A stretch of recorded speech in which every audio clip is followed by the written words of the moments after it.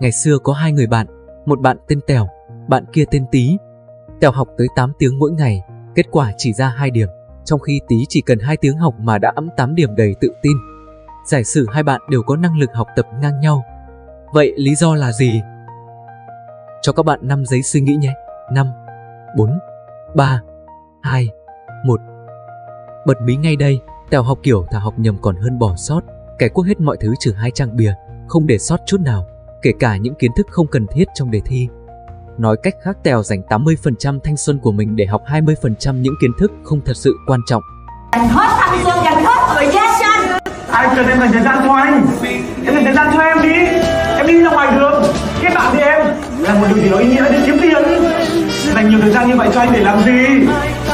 Không có ước mơ hả?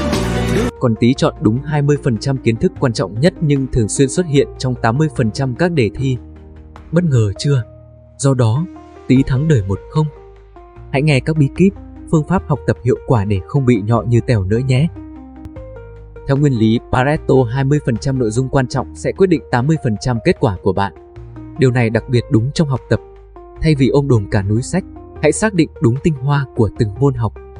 Không ghi nhớ trong sách giáo khoa, đây là phần kiến thức được biên soạn kỹ lưỡng, thường xuất hiện dưới dạng tóm tắt cuối bài, bảng biểu hoặc định nghĩa in đậm. Tôi biết bạn đang nghĩ gì. Nhiều bạn nói rằng giáo viên còn cho câu hỏi nằm ngoài trong không ghi nhớ. Tôi hiểu điều đó. Không ghi nhớ chỉ chiếm 80% khả năng xuất hiện trong đề thi. Hãy ưu tiên học tất cả các khung ghi nhớ của các bài trong đề cương. Sau khi học xong 80% nội dung quan trọng, hãy tiến đến các phần nội dung bên ngoài khung ghi nhớ, nghĩa là bạn đang tiến công đến 20% điểm còn lại, học thêm để kiếm trên 8 điểm. Tất nhiên, ở nhiều trường, cho sẵn bạn câu hỏi đề cương ôn tập, thì bạn cần phải ưu tiên học trong đề cương nhé. Vì đề cương chính là 80% kiến thức cốt lõi mà giáo viên đã tổng hợp rồi đấy. Khi thầy cô thường xuyên nhấn mạnh, nhắc đi nhắc lại một đơn vị kiến thức, bạn cũng cần chú ý, đó cũng chính là nội dung kiến thức quan trọng. Những dạng bài tập, câu hỏi thường xuyên xuất hiện trong đề thi năm trước của trường cũng chính là các đơn vị kiến thức và dạng bài tập bạn cần lưu tâm. Bạn có thể bắt đầu từ việc sưu tập đề của trường trong các năm trước, sau đó mở rộng ra các trường khác trong cùng thành phố. Bí kíp thứ 2, phương pháp Feynman. Phương pháp Feynman nói rằng, nếu bạn không thể giải thích một vấn đề một cách đơn giản như đang kể cho đứa trẻ 10 tuổi nghe, có lẽ bạn chưa hiểu nó thật sự. Câu chuyện Tèo và Tí minh họa cho điều này. Tèo là người bốc đầu với bao nhiêu sách dày mà cứ mò mẫm mà không hiểu rõ. Tí lại biết làm ít mà hiệu quả, chọn lọc kiến thức cốt lõi, tự dạy lại cho mình và từ đó luôn đạt điểm cao. Quy trình Feynman gồm 4 bước. Bước 1, chọn chủ đề. Bước 2, giải thích nó bằng ngôn ngữ đơn giản như cho đứa trẻ 10 tuổi.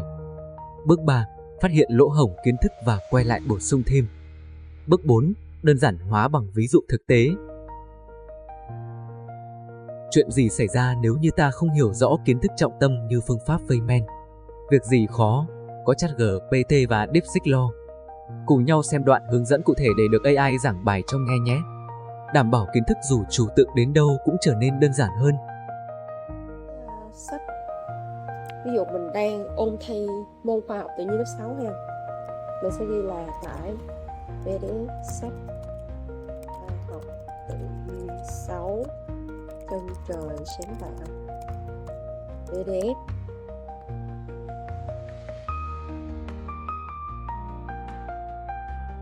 Sau đó các bạn sẽ tải về ha. Các bạn sẽ tải về máy và rồi mình sẽ mở cái sách của mình lên. Chẳng hạn như sắp tới là mình sẽ có một cái bài kiểm tra thường xuyên với bài 19. Vậy thì mình sẽ làm cái gì? Thì mình sẽ ưu tiên học những kiến thức ở trong khung trước. Rồi, ví dụ mình đọc trong khung mình hiểu rồi thì không nói. Mà ví dụ mình đọc mình không hiểu thì mình phải làm sao? Thì các bạn sẽ bấm phải chuột cho cái nội dung này, mình dùng copy. Rồi, sau đó các bạn sẽ vô DeepSeek hoặc là ChatGPT ha. Đối với DeepSeek hoặc ChatGPT cần phải đăng nhập.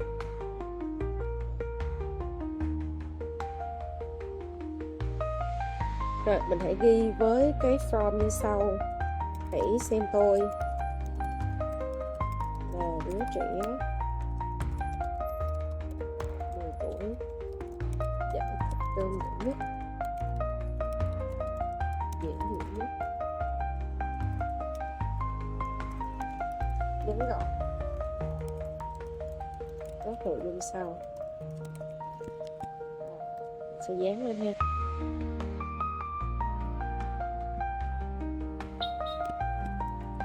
Khi bạn dán từ PDF sang bên chat DeepSeek á, thì nó sẽ hơi bị lỗi một chút xíu, như là tế bào thì nó bị là ether thì kệ, nó không sao đâu. ChatGPT nó sẽ AI nó sẽ hiểu ha. Sẽ bấm vào đây. Đó, mình thấy là ở đây đó người ta bắt đầu giải thích cho mình đơn giản rồi nè. Cơ thể đơn bào là sinh vật chỉ có một tế bào duy nhất nhưng mà vẫn sống và hoạt động được. Đó, thì mình thấy là cũng khá là đơn giản và dễ hiểu đúng không? Còn ví dụ như mình đọc tới đây mình vẫn không hiểu thì mình sẽ ghi là dễ hiểu hơn nữa đi. DeepSeek nó làm ha. Quá trình này thì mất tầm khoảng từ 2 đến 3 phút.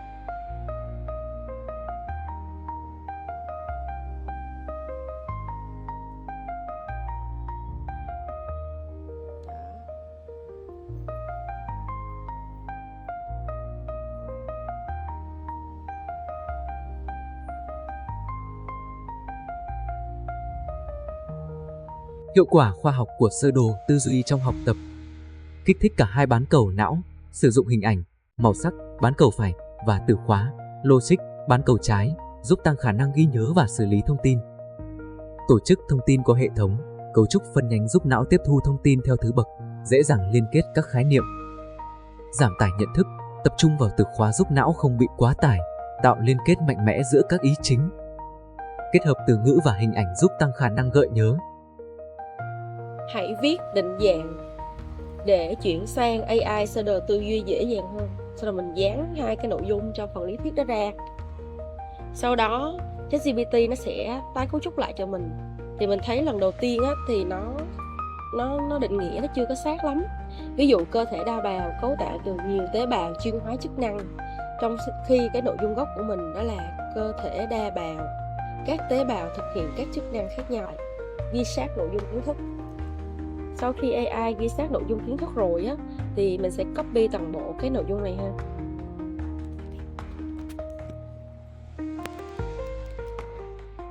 Sau đó các bạn sẽ vô trang gọi chữ napkin.ai, đăng nhập và mình chọn là new napkin, chọn blank napkin. Sau đó bạn con trỏ ở dưới ha. Rồi cái này quan trọng nè, bạn sẽ xóa hết mấy cái đều một, mấy số thứ tự luôn, xóa đi.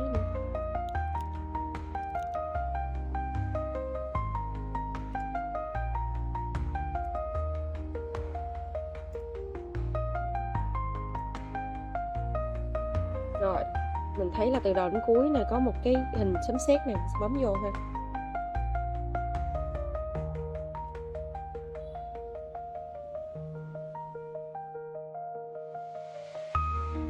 Hướng dẫn các bạn tạo câu hỏi trắc nghiệm tự động nha. Thì đầu tiên bạn sẽ vô Google, bạn gõ naigood.com, sau đó bạn đăng nhập, chọn với cái hình thức là tạo và quản lý bài trắc nghiệm online, tạo bài kiểm tra. Thì ở đây nó có cái nút AI nè.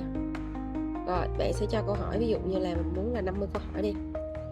Rồi mình dán cái mình lên trên sách giáo khoa, mình copy cái phần kiến thức, hoặc là bạn có thể lên mạng ghi lý thuyết cái bài đó ra ha, rồi copy ra. Rồi ngoài ra thì mình còn muốn là cái câu hỏi nó phải hỏi những cái ngoài nữa, ngoài trong cái khung nữa, thì mình có thể copy những cái này nữa. Rồi sau đó mình sẽ tạo câu hỏi, bấm cái nút này để tạo câu hỏi nè, và nó sẽ có đáp án cho mình luôn.